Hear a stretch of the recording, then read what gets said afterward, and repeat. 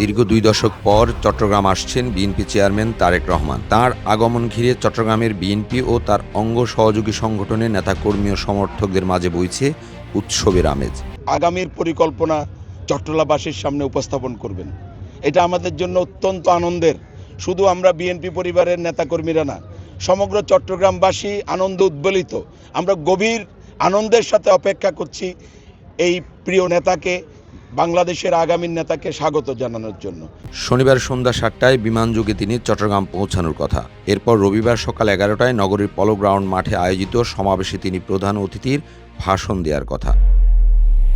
দীর্ঘদিন পর ত্রয়োদশ জাতীয় সংসদ নির্বাচনের প্রচারণার অংশ হিসেবে দলীয় চেয়ারম্যানের চট্টগ্রাম সফরগিরি চলছে প্রচারণা। দলটির নেতাদের প্রত্যাশা, এবারের সমাবেশ রূপ নেবে জনসমুদ্রে। বিএনপি তো আছেই, বিএনপি অঙ্গ সংগঠন তো আছেই। সাধারণ জনসাধারণের উপস্থিতিতে অতীতে যেরকম সকল রেকর্ড ভঙ্গ করেছিল, এবারও আরেকটা নতুন রেকর্ড সৃষ্টি হবে, নতুন ইতিহাস রচিত হবে পলো গ্রাউন্ডের ময়দানে ইনশাআল্লাহ। পলো গ্রাউন্ডের এই ঐতিহাসিক সমাবেশ অতীতের সকল রেকর্ডকে ছাড়িয়ে জনসমুদ্রে পরিণত হবে, এটা আমরা প্রত্যাশা করি।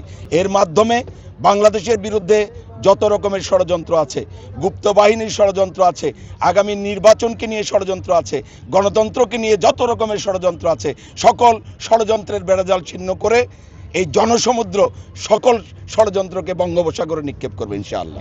টানা তৃতীয়বার অর্জন করেছে দেশের সেরা সুপার ব্র্যান্ড স্বীকৃতি বসুন্ধরা টিস্যু।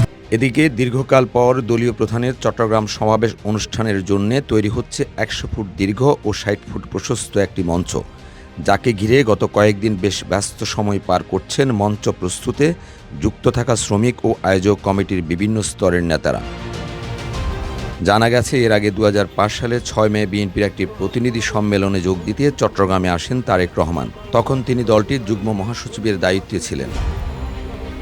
বিএনপির দলীয় সূত্র নিশ্চিত করেছে, চট্টগ্রামের সমাবেশ শেষে তারেক রহমান যাবেন সড়ক পথে তার নানাবাড়ি জেলা ফেনী। সেখানে বিকাল 4টায় শহরের পাইলট স্কুল খেলার মাঠে আয়োজিত একটি সমাবেশে প্রধান অতিথির ভাষণ দেবেন। এনায়েত হোসেন মিঠু, কালের কণ্ঠ, চট্টগ্রাম।